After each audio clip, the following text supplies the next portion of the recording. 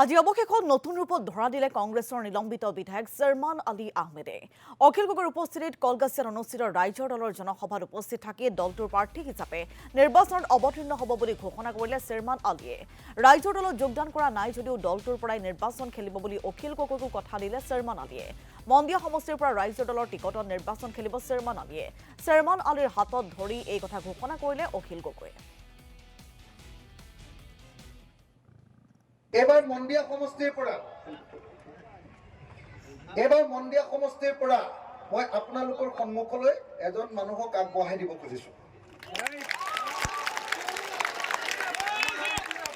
এই মানুহজনক আপোনালোকে জিকাবনে নিজিকায়? মোক এটা কথা কওকচোন। ৰ'ব বেলেগকে চিঞৰি নাথাকিব। মোক এটা কথা চিধাকে কওক যে সৰমান আলী মন্দিয়া বিধানসভা সমষ্টিৰ পৰা জিকিব নে হাৰিব?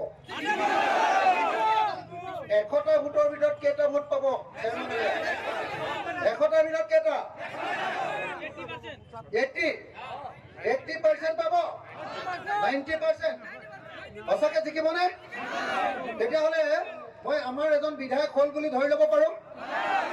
এতিয়া আপোনালোকে মই এটা কথা কৈছো হৈ যাব। সৰমান দাৰ কাম শেষ। সৰমান দা আজিৰ পৰা আমাৰ দলৰ সদস্য, আমাৰ বিধায়ক হ'ব।